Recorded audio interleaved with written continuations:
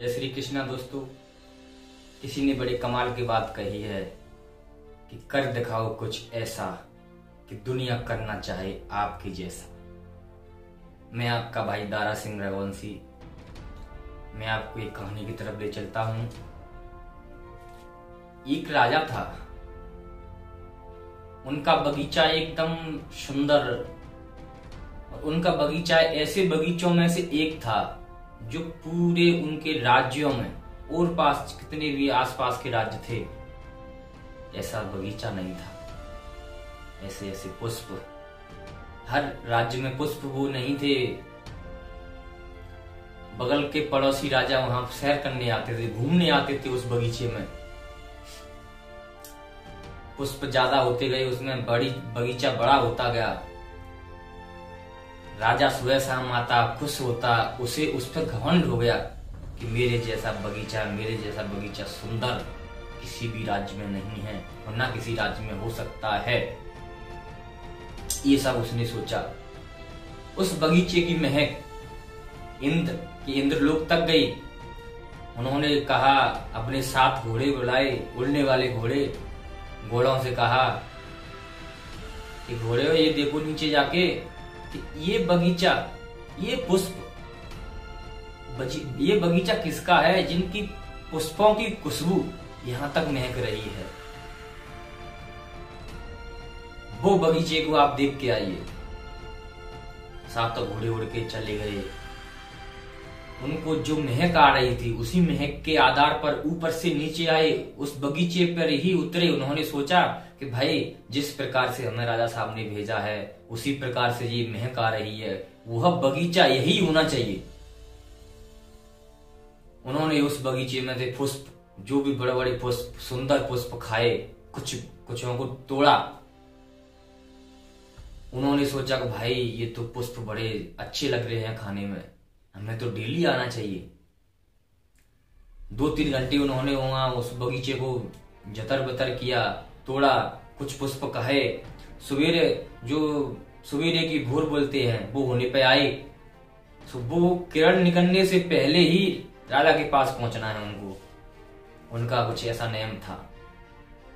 पहुंच गए, राजा ने कहा, देखा आपने? इंद्रदेव ने कहा कि भाई देखा आपने किसका बगीचा है, वो किसकी इतनी महक है, किस प्रकार के पुष्प हैं जिनकी इतनी महक है। घोड़ों ने कहा कि राजा साहब, ऐसे ऐसे उस राज्य में एक बगीचा है, बहुत ही सुंदर भव्य बगीचा है।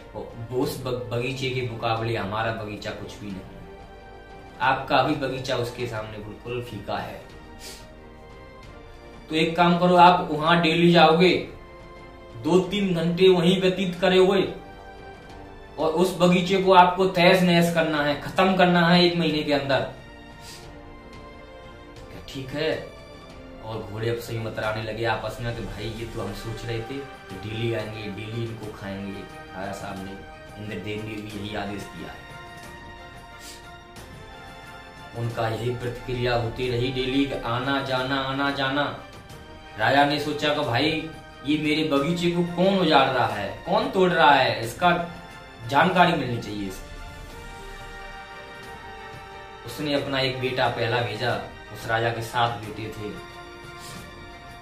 पहला बेटा भेजा, उसने खूब रखवाई की, उसकी खूब देखभाल की, चौक बिल्कुल चारों तरफ घूम घूम के उसकी देखभाल की। 12 बजे के तकरीबन उसने सोचा कि भाई चोर अब तक आता तो आ जाता। पेड़ बरगद का पेड़ था, उसके नीचे उसे नींद आ गई। ठंडी ठंडी हवा चल रही थी, वहां पे वो सो गया। सुबह राजा आया। राजा ने देखा कि भाई चलते हैं, बगीचे में रखवाई कर रहा है, उसे देखते हैं क्या आज आएंगे नहीं चोर। और उसका पुत्र बड़ा सो रहा था। उसने लात दी, अब बेवकूफ, सो रहा है, मैंने इसलिए आपको यहाँ बैठा रहा था, सब बगीचा तोड़वा दिया। निकम्मा, मैं तुझे अपना उत्तराधिकारी नहीं बनाऊंगा। गुस्सा में गाली दी। उस पुत्र ने सोचा कि अब से आगे ये तेज होते जाएंगे, इससे निकल लो, खिसक गया। उसे जानकारी थी अपने पिताजी की। वो यहां से निकल गया। दूसरे दिन उसने दूसरा बेटा अपना भेजा। वो अपने साथ नींबू लाया कि मैं सो ना जाऊं। नींबू लाया तो उसको ये नहीं पता था कि 12 बजे के बाद पहला हमारा बड़ा भाई सो गया था। फिर उसने क्या किया, 10 बजे तक खूब नींबू डाल डाल के जगता रहा, नींद नहीं आती उसे, 12 बज गए। फिर उसने सोचा कि भाई चोर अब तक आता तो आ जाता, जब तक देखता हूं कोई आएगा तो आंख खुल जाएंगी, जैसे भी हल्की पूरी जानकारी मिलेगी तो जग जाऊंगा, देख लूंगा। उसने क्या कहा कि भाई ये बाई चांस मैं सो गया आ गए तो दिक्कत हो जाएगी। नींबू फिर डाल लिया उसने, 1 घंटे जगता रहा। 1 बजे आखिरकार उसे नींद आ ही गई, सो गया उसी बरगद के पेड़ के नीचे। सुबह उसके पिताजी राजा साहब आए, उसने फिर लात दी कि बेवकूफ, तुझमें भी ढंग नहीं है, चल यहां से भाग, भगा दिया। इसी प्रकार उसने अपने 6 पुत्रों को भेजा, सब ऐसे ही कोई कुछ नहीं रखवाई कर पाए, फिर भी वही उजाड़ हो रहा था। एक 7वां पुत्र था, वो हल्का था, गंदा रहता था, नाक निकलती थी उसके। इसी प्रकार उस राजा ने सोचा कि भाई इसी में भेजूं तो क्या, ये क्या रखवाई करेगा, इसे क्या जानकारी, अभी अबोध है, बालक है। उस प्रकार एक वहां से गुप्तचर आया, राजा साहब से बोला कि राजा साहब हमारे बगीचे को कोई ऊपर से शक्ति आती है, वो जान रही है। और उस बालक ने सुन ली, छोटे वाले ने, जो छोटा, बहुत छोटा था, नाक निकलती थी, बहुत गंदा रहता था। वो कह रहा, वो उसने सोचा कि भाई मैं देखता हूं आज। थोड़ा चतुर और बहुत चालाक था वो बालक। राजा साहब से कहा, पिताजी आपको मैं एक आग्रह करता हूं आपसे, मैं बगीचे में जाना चाहता हूं आज, मुझे भी ट्राई कर लेने दीजिए एक बार। कि बेटा अभी तू हल्का है, ये वो काफी समझाया कि नहीं पिताजी, एक बार ट्राई करने में क्या जा रहा है, कोई दिक्कत नहीं है, बगीचा सुबह से ये उजड़ रहा है। उसने कहा कि ठीक है तुम भी ट्राई कर लो। उसको खाना पीना दे दिया, चला गया। वो सब देख रहा था कि हमारे सब 6 भाई 12 बजे सो जाते थे और कोई 12 बजे आता था और तोड़ ताड़ के बगीचे को भाग जाता था। और दोस्तों बगीचे को उस प्रकार तोड़ते हुए घोड़े कि पेड़ से हाथ नहीं लगाते, पेड़ हरा का भरा, सिर्फ उसका पुष्प ही जाता था। वो आया, पूरी रात जगता रहा, 12 बज गए उसे, पेड़ के बगल में छिप गया। उसे 7 घोड़े आते नजर आए। उसने कहा कि ये राज है हमारी बगीचे को तोड़ने का, ये आते हैं। खूब इधर उधर टहले हो, उसने बगीचा तोड़ा और उसने माइंड चलाया क्यों ना इसमें से घोड़े को पकड़ के बांध लो, राजा साहब को दिखाऊंगा सुबह विद सबूत, ये तोड़ते हैं आपके बगीचे को। उन्होंने सफेद घोड़ा आगे आगे चल रहा था। उन्होंने सोचा, छोटे पुत्र ने सोचा राजा के ने कि यही आगे आगे चल रहा है, यही इनका मुखिया है। और उसकी पूंछ पकड़ के उसने पेड़ से बांध दिया सफेद घोड़ा। वहां 6 घोड़े आ गए रंग बिरंगे। उन्होंने कहा कि भाई हमारे ये हमारा मेन घोड़ा है, इसे छोड़ दीजिए, ये हमारा किंग है, राजा है हमारा। तो भाई अब इनको नहीं छोड़ने वाला। अगर हम टाइम से ऊपर नहीं पहुंचे, इंद्रदेव के पास नहीं पहुंचे तो हमारे लिए बहुत अनर्थ हो जाएगा। उसने कहा अनर्थ तो आपने हमारे लिए किया है, बताइए हमारा सब बगीचा तोड़ दिया गया। ये हमारे मालिक का आदेश था, इंद्रदेव का आदेश था, हम तो उसे निभा रहे थे। हम आपको एक मौका देते हैं कि आप हमें जब भी बुलाओगे, जब भी आएंगे, बशर्ते छोड़ने के बाद तुम हमें छोड़ने का वचन दो। ये हमें वचन देते हैं, हम आपको वचन देते हैं कि आप बुलाओगे जब ही आएंगे हम। कि मैं कैसे मानूंगा, मैं बुलाऊंगा जब ही आओगे आप, मैं कैसे बुला सकता हूं आपको, कि ये विधि हम बताएंगे। कि ठीक है बताओ क्या विधि है। उन्होंने कहा कि आप गाय का गोबर लेना, उससे चौक लगा लेना, उस पे अनाज रखे, उस पे कलश रख लेना, उस पे चावल रख लेना कुमकुम लगा के। और ये हम 7 भाई, 7 घोड़े आपको एक एक अपनी पूंछ का बाल देते हैं। जिस बाल को आप उसमें रख के आग में जला दोगे, वही घोड़ा प्रकट हो जाएगा। उसने कहा राजा के पुत्र ने, कहीं आप चूना तो नहीं लगा रहे, मुझे परेशान तो नहीं करोगे यहाँ से निकल के? राजा साहब मुझे परेशान करेंगे फिर? आपने हमको छोड़ा है, आपने हमको वचन दिया छोड़ने का, जब हमने भी आपको वचन दिया था कि हम तुम्हें जब भी आपको जरूरत होगी जब भी हम आपके पास आएंगे। कि ठीक है। उसने 7 घोड़ों के पूंछ के बाल ले लिए, एक डिब्बी में रख के बंद कर लिए। सुबह राजा साहब आए, उनका पुत्र टहलते हुए मिला। राजा साहब बोले, क्यों भाई 6 के 6 नालायक, सोते मिलते थे मुझे, ये तो झगड़ा है। वो आज नुकसान भी कम हुआ है मेरे बगीचे का। तो दोस्तों उससे पूछा कि भाई इसका राज क्या है, क्या है, चोर मिले? आप टेंशन ना लो पिताजी, चोर मिले या ना मिले, लेकिन आपका आज के बाद बगीचा कभी नहीं टूटेगा। और चोर मिले भी, लेकिन मैं उसके बारे में आपको बता नहीं सकता। उससे राजा प्रसन्न हुआ अपने छोटे वाले पुत्र से। वहां जाके उनका खूब सत्कार बढ़िया तरह से आया की।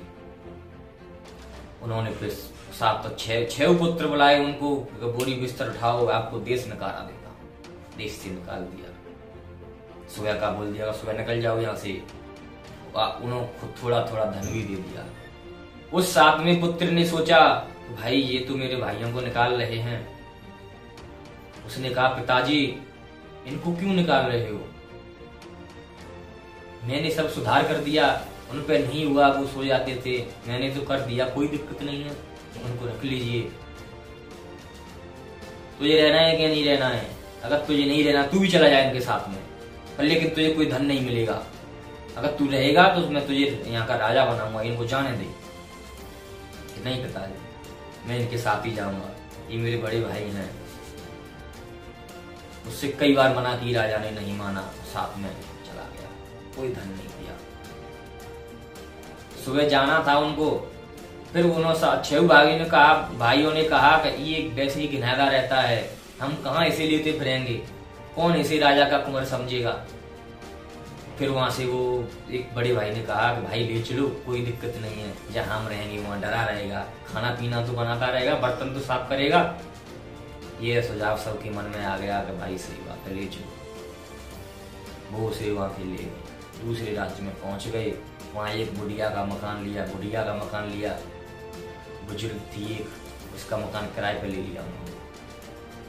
वहां रहने लगे, वही खाना बनाता, वो घूमने चले जाते थे वहां पे देखने के लिए, काम धाम के लिए। खाना सब शाम तक खाना बना के रेडी, बिल्कुल खिलाता पिलाता सुला देता, सब सो जाते थे। इसी प्रकार आगे कहानी चलती रही। वहां एक इसी राज्य के राजा का संदेश लेके एक वो उनका मुखिया डोल रहा था, जो संदेश फैलाता था उनका कि ऐसे ऐसे राजा की लड़की का एक स्वयंवर है, 7 मंजिल मकान है, डेली अपने घोड़े से 7 मंजिल तक, जैसे कि एक दिन में 1 मंजिल से घोड़ा कुदाएगा, दूसरी मंजिल में दूसरे दिन में दूसरी मंजिल से घोड़ा कुदाएगा, और तीसरे दिन में तीसरी मंजिल से, ऐसे ही दिन प्रतिदिन 7 दिन में 7 मंजिल से घोड़ा कुदाना पड़ेगा, ये शर्त है। तो ये सब बात उन्होंने सब 6 भाइयों ने सुनी और 7वें ने भी सुनी।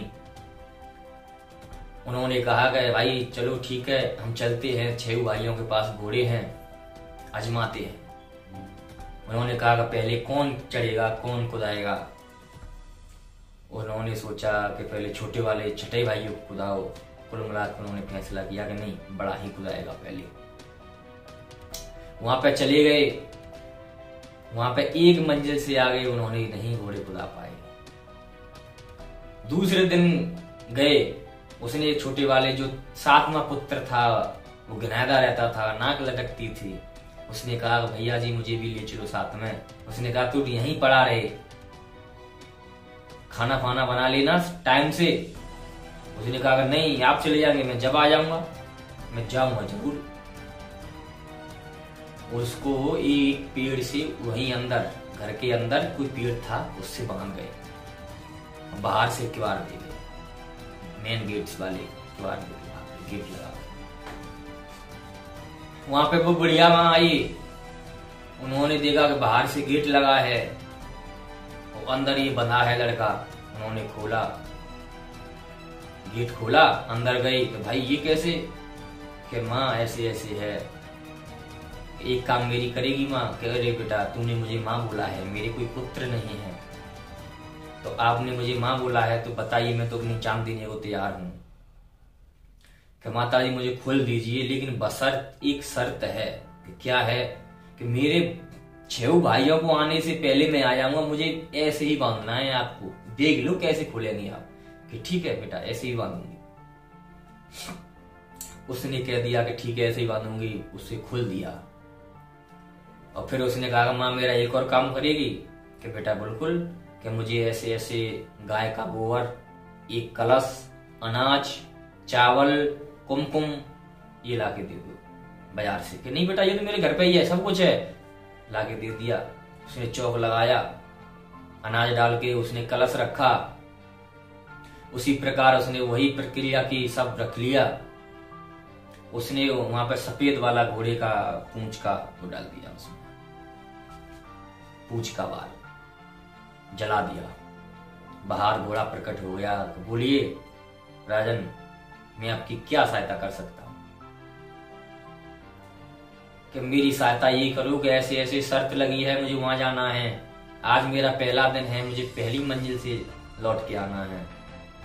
चलो यूं आए यूं गए, चला गया उसे बैठ के। उसके 6 भाई वहां खड़े थे, उन्हें वो घोड़ा दिख गया, ऊपर से कोई सफेद घोड़े पे आ रहा है, और उसने सब वेशभूषा चेंज कर ली थी, उसी घोड़े ने उनको कपड़े दिए। आ रहे थे राजा, एकदम राजा शाही कपड़े पहन के, कोई घनारा फनारा नहीं, कुछ नहीं, उसमें पहचान नहीं पाए कि कौन है। 1 मिनट में घोड़ा आया, पहली मंजिल को छू के चला गया।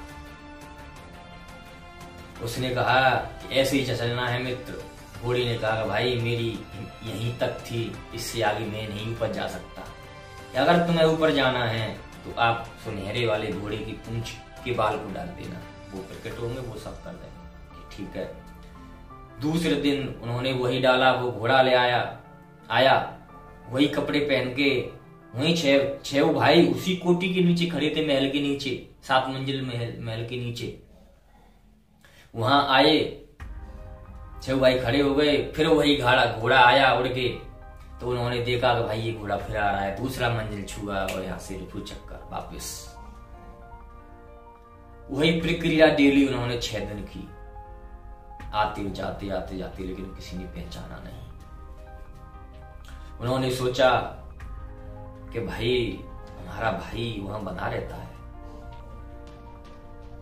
वो बड़ा परेशान रहता होगा। वहां गए 7वें दिन, क्यों भाई तूने खाना बनाया? कि भाई मैं खाना कैसे बनाता, आप मुझे डेली बांध जाते हो, खाना कैसे बनेगा? मुझे सो जाइए। उन्होंने फिर कहा छोड़ दो भाई, इसे खोल दिया। उसने खाना बनाया, सबको परोस के बढ़िया तरह से प्रेम से खिलाया। वहां चर्चा कर रहे थे वो 6 भाई, ये कौन है, किस राज्य का उत्तराधिकारी है, ये कौन, क्या है, क्या राजा है, क्या तंत्र मंत्र से आता है, क्या करता है, कौन है? ऐसी चर्चा सुनते सुनते मुस्कुराता था। ठीक है, मुझे तो घिनादा, और कौन तुझे लाइक पसंद करेगा, ये सब बोल के छोड़ जाते हो। 7वें दिन उसने दोस्तों वही सफेद वाला घोड़ा बुलाया। तो मित्र आज आखिरी लड़ाई है, आज लड़वा दो। अरे टेंशन मत लो आप। उसने दूसरे कपड़े दिए, वो पहने, वो सीधा 7वीं मंजिल पर जाके रानी के रूम में चला गया। और उस रानी की यही शर्त थी कि प्रतिदिन 1 मंजिल को छू के जाएगा और 7वीं मंजिल पे आ जाएगा, मेरे से बात करेगा, मैं उसी की धर्म पत्नी बन जाऊंगी उसी दिन से। तो उसने वार्तालाप की उससे, उसने अपने बारे में बताया कि मैं ऐसे ऐसे पड़ोसी देश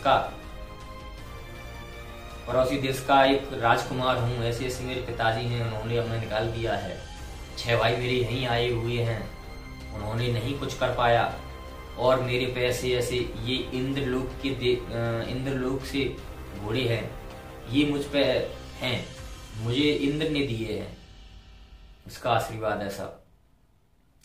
कि अच्छा ठीक है, तो कल अपना स्वयंवर कराओ, और मैं वहीं दिख जाऊंगा तुम्हें, पर लेकिन मैं ऐसे नहीं आऊंगा, मेरे भाइयों को नहीं पता कि ये में हमारा छोटा भाई है। मैं वहां गंदे संदे कपड़े पहन के आऊंगा, पहचानोगे कैसे मुझे? उसने अपने डायमंड की रिंग, हीरे की रिंग दे दी कि इसे आप पहन लेना, मुझे दिख जाएंगे, वहीं काम हो जाएगा। ठीक है, चला गया। वहां जाके सातों भाई नीचे सिर करके खड़े थे। उसने सातवें पुत्र ने, सॉरी 6 भाई, सातवें पुत्र ने पूछा, भाई कैसे खड़े हो? रानी को कोई उड़ा ले गया क्या? कि भाई उड़ा के तो नहीं ले गया, पर ऐसी ऐसी बात हो गई, कल का स्वयंवर है। ठीक है, स्वयंवर हुआ, वहां सब बुलाए राजा ने। और फिर रानी ने, उस राजा की पुत्री ने बोला कि पिताजी आप स्वयंवर करवाइए, कोई दिक्कत नहीं, मैंने वर चुन लिया है, मैं उसी की माला डालूंगी। तो ठीक है पुत्री, अब आप टेंशन ना लो, मैंने चुना है वो ठीक ही है। कि ठीक है। उन्होंने फिर स्वयंवर किया राजा ने, सब उत्तराधिकारी, युवा राजा, राजकुमार सब बुलाए वहां पे। सब राजकुमार छोड़ के, उत्तराधिकारी छोड़ के एंड में खड़े थे। सातवां पुत्र छोटा था, वो गिनादा सा खड़ा था, वहां जाके माला डाल दी उस पुत्री ने राजा की। इसी प्रकार दोस्तों वहां ताली बजी, सबने कहा कि ये क्या, ऐसे ऐसे ये कौन व्यक्ति है? 6 भाई चकित रह गए, इसने वहां हमें मात दी अपने राज्य में, और यहाँ भी हमें मात दे दी इसने। कुल मिला के राजा ने वहां अपने मंच के पास बुलाया, उसका बिल्कुल बढ़िया तरह से जयकारों के साथ स्वागत किया। उस रानी ने उसका परिचय कराया, रानी होगी अब उसकी वो पुत्री, उस राजा की। उस पुत्री ने परिचय कराया कि ये हमारे पड़ोसी देश के राजकुमार हैं, इनके 6 भाई और आए हुए हैं यहाँ पे, ये सबसे छोटे भाई हैं। ठीक है, अच्छी बात है। उस राजा ने उसको वहां का उत्तराधिकारी नियुक्त कर दिया अपने राज्य का, उस लड़की के पिताजी ने उत्तराधिकारी बना दिया। उसने एक रिक्वेस्ट की अपने ससुर से कि ससुर साहब, पिताजी, वो भी पिताजी लगते हैं, ससुर साहब पिताजी हैं। उन्होंने कहा कि मेरे ये 6 भाई हैं, इनको अपने मंत्रिमंडल में जगह दे दो, सम्मान सहित इनका भी सम्मान रहना चाहिए। उन्होंने 6 को मंत्रिमंडल में जगह दे दी, 6 भाइयों की शादी करा दी वहीं की वहीं। उसने सोचा कि भाई अब मेरी माँ है, उससे आशीर्वाद लेना है। बूढ़ी माँ थी, माँ के समान प्यार देती थी वो, अब वो भी एक बेटा के समान माँ को प्यार देता था। तो दोस्तों वो वहां चला गया।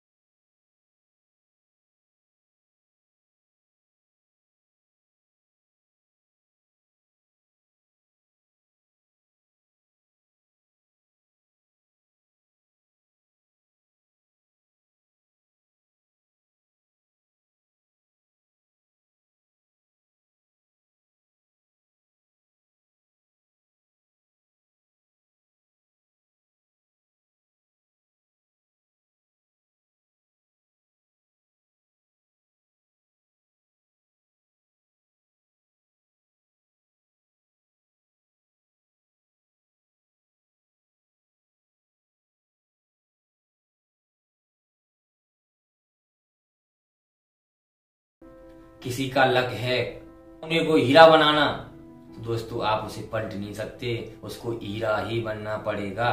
किसी का लक है कि भगवान इसे पाएंगे तो भगवान उसे मिलेंगे। तो दोस्तों इसी कहानी के साथ मैं विराम लेता हूँ। मेरी कहानी अच्छी लगे तो मेरे चैनल को सब्सक्राइब करना, मेरी वीडियो को शेयर करना, लाइक करना और दोस्तों के साथ मेरी वीडियो को फैलाओ, शेयर करो। जय हिंद, जय भारत, वंदे मातरम।